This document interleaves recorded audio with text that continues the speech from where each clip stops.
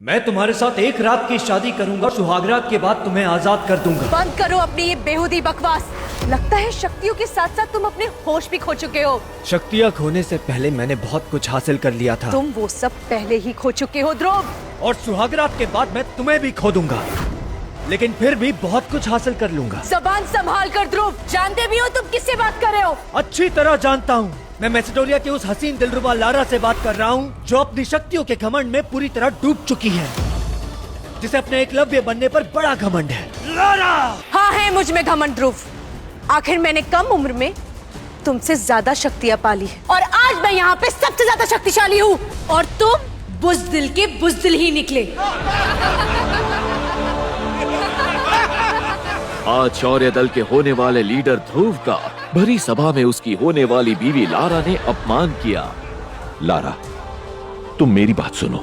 अगर तुम ऐसा करोगी तो सारे मैसेडोनिया के सामने हमारी इज्जत उछाली जाएगी। राजा अरेंद्र, तुम्हारे कमजोर बेटे की कमजोरी का कारण तुम भी हो और ये मत भूलो कि तुम्हारी वजह से ध्रुव की माँ के साथ क्या हुआ था। ये लड़का कमजोर का कमजोर ही रह गया। लगता है इसके साथ भी वही होने वाला है जो इसकी माँ के साथ हुआ था। लारा का बार बार ध्रुव की माँ का जिक्र उसे अंदर ही अंदर तोड़ रहा था। आखिर ऐसा क्या हुआ था ध्रुव की माँ के साथ? ध्रुव समझ चुका था कि लारा की एकलव्य रैंक की शक्तियों से अभी मुकाबला करना उचित नहीं होगा, इसलिए जाते जाते ध्रुव ने लारा को चुनौती देते हुए कहा, 3 साल बाद इसी शक्ति स्थान पर मैं तुम्हें हराकर बनूंगा एकलव्य। पर सबको पता था जो ध्रुव इतने साल में कुछ नहीं कर पाया, वो 3 साल में क्या ही करेगा।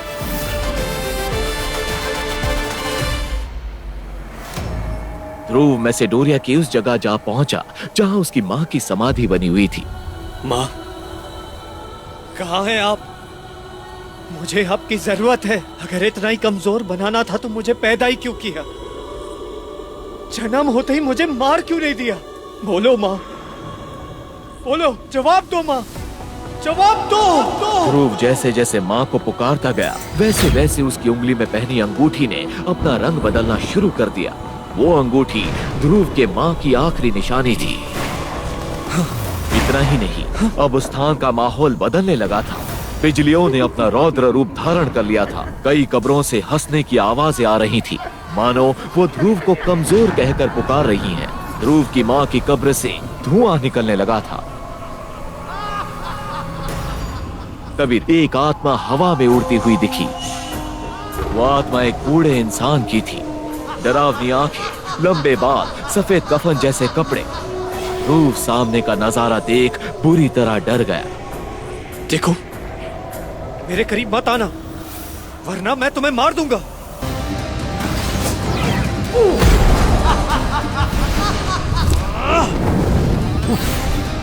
फिर आत्मा ने अपनी शक्तियों से ध्रुव को हवा में उठा दिया। मैं कहता हूँ छोड़ो मुझे, नीचे उतारो। तभी ध्रुव की नजर उस आत्मा के गले में लटके तावीज पर गई। तावीज? तावीज तो सबसे शक्तिशाली योद्धा की निशानी है। ये तुम्हारे पास कैसे आ गई? ये तावीज तुम्हारी माँ की वजह से मेरे पास आई। मेरा नाम विदुर है। मैं पिछले कई वर्षों से तुम्हारी संगूठी में रह रहा हूं। मैं जानता हूं तुम्हारी माँ की मौत का कारण, और मैं ये भी जानता हूं कि तुम्हें एकलव्य बनकर अपनी होने वाली बीवी लारा के साथ मुकाबला करना है। अगर तुम चाहो तो मैं तुम्हें मार्कस का सबसे शक्तिशाली योद्धा बना सकता हूं, पर उसके लिए तुम्हें मेरी 3 शर्तों का पालन करना होगा। ये बात सुनते ही ध्रुव ने बिना देर किए विदुर को हाँ कह दिया। मंजूर है। मेरी पहली शर्त यह है कि तुम्हें मुझे अपनी अंगूठी से आजाद करना होगा। मंजूर है। दूसरी शर्त, तुम मुझे करिश्माई शरबत और अमृतधारा की नीलामी में अपने साथ लेकर जाओगे। मुझे मंजूर है। ध्रुव ने विदुर की दोनों शर्तों को एक झटके में मान लिया। अब वो तीसरी शर्त सुनने के लिए बेताब था। बताओ तुम्हारी तीसरी शर्त क्या है? तीसरी शर्त बताने से पहले विदुर ने ध्रुव को उसकी माँ का लिखा आखिरी खत उसके हाथों में देते हुए उसे पढ़ने को कहा। जैसे ही ध्रुव ने अपनी माँ का लिखा खत पढ़ा, ध्रुव के पैरों तले जमीन खिसक गई। मैं अपनी माँ की मौत का बदला लेना होगा, और उसके लिए तुम्हें अपनी होने वाली बीवी के साथ शादी की पहले राह नहीं नहीं नहीं माँ! जब उसकी आंख खुली तब उसने खुद को अपने कमरे में पाया। उसे समझ ही नहीं आ रहा था कि अभी अभी उसके साथ क्या हुआ। ये मेरा सर, आखिर कौन था वो जो मेरी मदद करने की बात कर रहा था? ये कैसा डरावना सपना देखा मैंने? कहीं इस सपने के जरिए माँ मुझसे कुछ कहना तो नहीं चाहती? ध्रुव, याद है ना आज शक्ति स्तंभ पर तुम्हें अपनी शक्तियों का परीक्षण करने जाना है? हाँ बाबा, मुझे याद है। इस बार मैंने बहुत मेहनत की है और मुझे पूरी उम्मीद है कि इस बार एकलव्य मैं जरूर बनूंगा। ठीक है ध्रुव, जाओ और इस बार अपनी शक्तियां बढ़ाकर ही लौटना। विजयी भव। पृथ्वी से 22 करोड़ मील दूर बसे नीले ग्रह मार्कस पर लोगों के पास अलौकिक शक्तियां थी। इन अलौकिक शक्तियों को परखने के लिए हर साल एक परीक्षा होती थी, जिससे पता चल सके कि कौन शक्ति के किस स्तर पर है। 5वां स्तर। 1 साल की कड़ी मेहनत के बाद आज शक्ति चक्र स्तंभ पर ध्रुव को अपनी ताकत परखनी थी। उसने खुद से मन ही मन कहा, इस बार मेरी शक्तियां जरूर 9वें स्तर तक पहुंच जाएगी। आज के बाद कोई मुझे 0 कहकर नहीं बुलाएगा। 3रा स्तर। अरे बार बार हाथ रखने से जवाब बदल नहीं जाएगा। अरे तू एक कचरा है, 0 है। तुझे तो अब अपनी शक्तियों का परीक्षण करना ही नहीं चाहिए। अरे इसने तो अपने बाप का नाम मिट्टी में मिलाने के लिए ही जन्म लिया है। अरे इसकी कमजोरी को देखते हुए इसकी मंगेतर लारा भी इसके साथ रिश्ता तोड़ना चाहती है।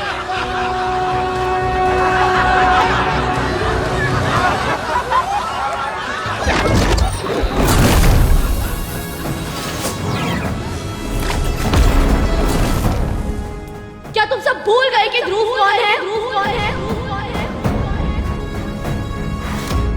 ध्रुव के लिए भीड़ से लड़ने वाली ये लड़की ईरा थी, जो ध्रुव की बचपन की दोस्त थी। 9वां स्तर। ईरा 9वें स्तर पर थी और बेहद शक्तिशाली थी। कभी वो ध्रुव के साथ ही अभ्यास किया करती थी। उसके 9वें स्तर पर पहुंचना भी एक बड़ा राज था। ये वही लड़का है जो सिर्फ 15 साल की उम्र में ही 10वें स्तर पर पहुंच एकलव्य बना था, जो बहुत ही कम उम्र से ही अभ्यास कर रहा है। ऐसा मेसोडोरिया तो क्या पूरे मार्कस ग्रह के 10,000 साल के इतिहास में कोई नहीं कर पाए। और तुम सब उसका मजाक उड़ा रहे हो। याद रखना, एक बार फिर ध्रुव उसी स्तर पर पहुंचेगा तब तुम लोग पछताओगे। हीरा, जाने दो ना, गलती मेरी है। मैं ही एक कमजोर और असफल आदमी। ये कहते हुए ध्रुव मैदान से सिर झुकाकर निकला और सीधा अपनी माँ की समाधि पर पहुंच गया और उनसे बातें करने लगा। आखिर क्यों मुझे अब अकेले छोड़ के चली गई माँ? आखिर क्यों वो हर चीज मुझसे दूर चली जाती जिससे मैं सबसे ज्यादा प्यार करता हूँ? अब तो मेरी शक्तियां भी मुझसे दूर चली गई है। अगर मैं ऐसे अपने सितारों को खोता रहा तो बाबा की इज्जत मिट्टी में मिल जाएगी। जवाब दो माँ, जवाब दो!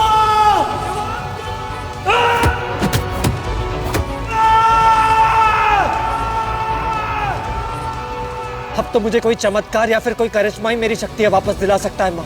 या तो आप मेरे लिए मदद भेजेंगी या मैं इस शरीर को त्याग कर आपकी दुनिया में चला आऊंगा।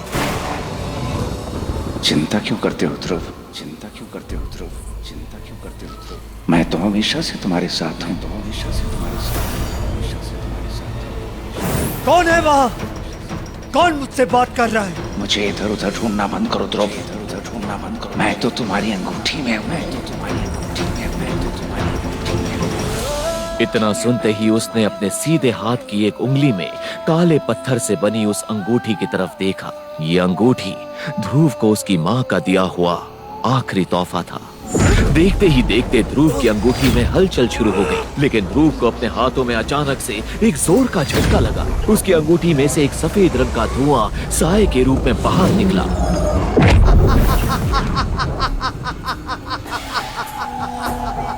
कौन हो तुम? और तुम मेरे अंगूठी में क्या कर रहे थे? जवाब दो! कल रात भी मैंने तुम्हें सपने में देखा था। कौन हो तुम? मैं कौन हूँ ये जानना तुम्हारे लिए जरूरी नहीं है ध्रुव। हाँ, लेकिन इतना जान लो, मेरे पास तुम्हारे हर सवाल का जवाब है। मुझे तो तुम्हारा शुक्रिया अदा करना चाहिए ध्रुव कि तुमने 3 साल तक मुझे अपनी अंगूठी में संभाल के रखा। तो तुम पिछले 3 साल से मेरी अंगूठी में चिपकर बैठे हो। कहीं तुम्हारी वजह से मेरी शक्तियां कम तो नहीं हो रही है? क्योंकि जब से तुम इस अंगूठी में चिपकर बैठे हो, मेरी शक्तियां लगातार कम होती जा रही है। ध्रुव ने गुस्से में अपनी अंगूठी को निकाला और उसे दूर फेंक दिया। ध्रुव, ये गलती मत करो। जो होना था हो चुका। तुम नहीं जानते इस अंगूठी की अहमियत। तुम्हारा गुस्सा तुम्हें बहुत महंगा पड़ सकता है। ये तुम्हारी माँ की अंतिम निशानी है। क्या तुम इस निशानी को भी खो देना चाहते हो? इसका मतलब तुम मेरी माँ को जानते हो? हाँ, मैं तुम्हारी माँ को जानता हूँ। तो बताओ मुझे, उनकी मौत कैसे हुई? और सपने में जो तुमने मुझे चिट्ठी दी थी, उसमें लिखी सारी बातें सच थी? तुमने भले ही वो चिट्ठी सपने में पढ़ी, लेकिन उसमें लिखी सब बातें सच थी। तुम मेरी माँ को कैसे मिले? और उस चिट्ठी के पीछे की कहानी क्या है? अभी इन सब बातों को जानने का वक्त नहीं है ध्रुव। ये क्या बात हुई? अब बार बार जवाब देना टाल क्यों रहे हैं? अपनी माँ की मौत के बारे में जानने से ज्यादा जरूरी कुछ और है ध्रुव। क्या तुम नहीं चाहते कि लोग तुम्हारी फिर से इज्जत करें? क्या तुम नहीं चाहते कि तुम्हारी शक्ति का स्तर 3 से बढ़कर 9 सितारे तक पहुंच जाए? क्या तुम नहीं चाहते कि तुम इतने शक्तिशाली बनो कि तुम्हें फिर से एकलव्य कहा जाए? और सबसे बड़ी बात, 3 साल बाद तुम्हें अपने होने वाली मंगेतर लारा के साथ मुकाबला करना है, उसे हराना है। उसका नाम भी मत लो मेरे सामने। उसने सारे शहर, मेरे समाज और मेरे लोगों के सामने बाबा की इज्जत उछाली है और मुझे कमजोर समझ के रिश्ता भी तोड़ दिया। उसे एक दिन मैं उसकी सही जगह दिखा कर रहूंगा। तुम्हारे इस तरह गुस्सा करने से कुछ नहीं होने वाला ध्रुव। तो क्या करूं मैं? तुम वो करो जो मैं तुमसे कह रहा हूं।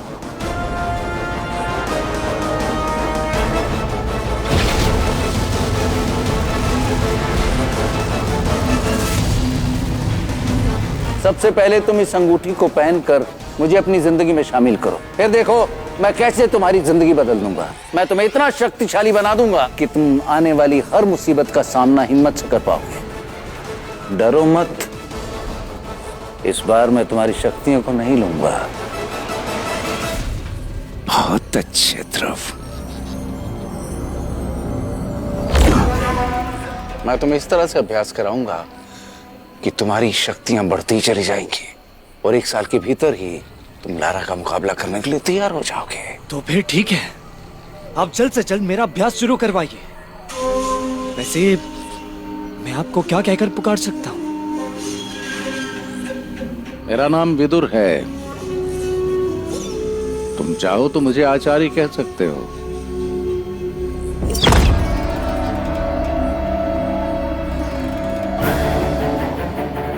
सबसे पहले मैं तुम्हें बेहद शक्तिशाली दवा बना कर दूंगा, जिसे अमृत धारा कहते हैं। उसे पीते ही तुम कठिन से कठिन अभ्यास के लिए तैयार हो जाओगे।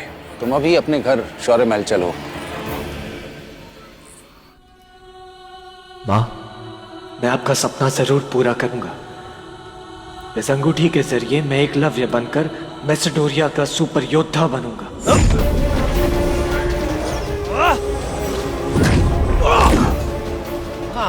ये आप क्या कर रहे हैं आचार्य? ये इस तरफ झटके से बाहर आना जरूरी है क्या? आप बता के बाहर नहीं आ सकते थे? बताने का समय नहीं है मेरे पास। मुझे जल्द से जल्द तुम्हें जंग के लिए तैयार करना है। ये कहकर विदुर ने अपना हाथ हवा में लहराया।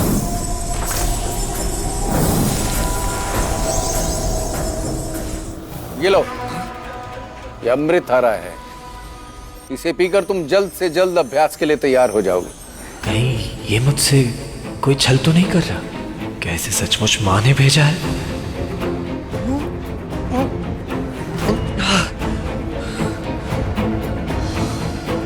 ये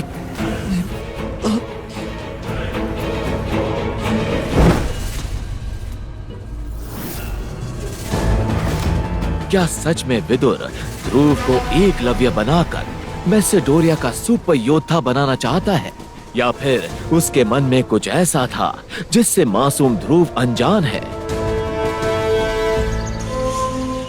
अगली सुबह जब ध्रुव उठा तो उसने अपने अंदर एक अलग ही तरह की ऊर्जा महसूस की।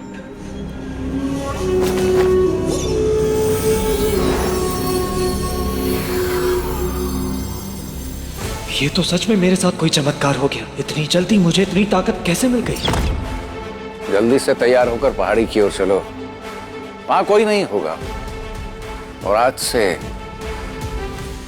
तुम्हारा अभ्यास शुरू। विदुर ध्रुव को जल्द से जल्द एकलव्य बनाने के लिए तैयार करने लगा। रोज ध्रुव कड़ी मेहनत करता रहा, लेकिन वो अपने प्रयास में असफल ही होता रहा।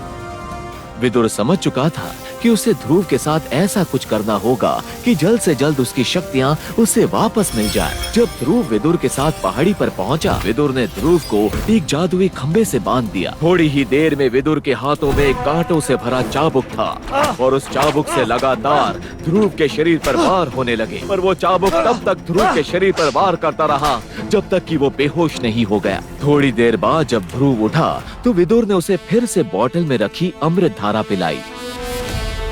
ध्रुव को महसूस हुआ कि उसका शरीर अब पहले से ज्यादा शक्तिशाली हो गया है। यहाँ तक कि उसके शरीर पर चाबुक से हुए सारे छोटे निशान भी चले गए। ध्रुव अपने अंदर काफी ज्यादा ऊर्जा महसूस कर पा रहा था।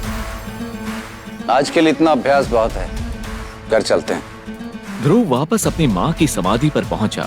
आखिर आपने मेरी सुन ली माँ। विदुर के रूप में मेरे लिए मदद भेजी, लेकिन वो मुझसे ऐसी अभ्यास करवा रहे कि मुझे तो अब डर लगने लगा है कि इस अभ्यास के दौरान कहीं मैं मर ना जाऊं। लेकिन मुझे आप पर यकीन है, आप जो भी मेरे साथ करेंगी सब अच्छा ही करेंगी। तुम कभी नहीं बदल सकते। जीते जी तो अपनी माँ के पल्लू में छुपते थे और अब उनके मरने के बाद भी उनको चैन से रहने नहीं दे रहे। कितना दुख होता होगा ना तुम्हारी माँ को कि उन्होंने कितने कमजोर और लाचार बेटे को जन्म दिया है। लारा के तानों को सुनकर ध्रुव गुस्से से भर गया। उसने लारा पर हमला करने के बारे में सोचा। रुको ध्रुव, ऐसी गलती मत करो। तुम अभी लारा का सामना करने के लिए तैयार नहीं हो। ध्रुव को पीछे हटते देखकर लारा हंसने लगी।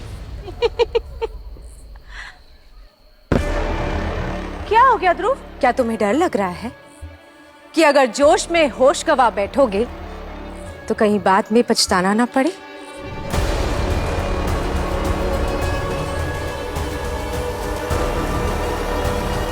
आचार्य,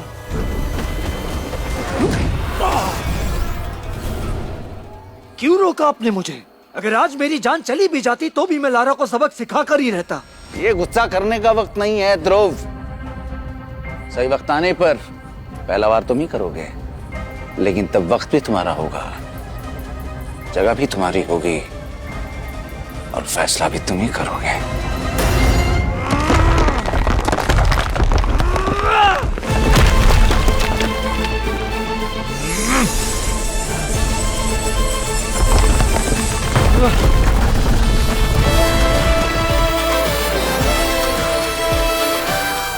विदुर ने ध्रुव का अभ्यास जारी रखा। विदुर की मदद से ध्रुव ने अपनी शक्तियों को 7वें स्तर तक पहुंचा दिया।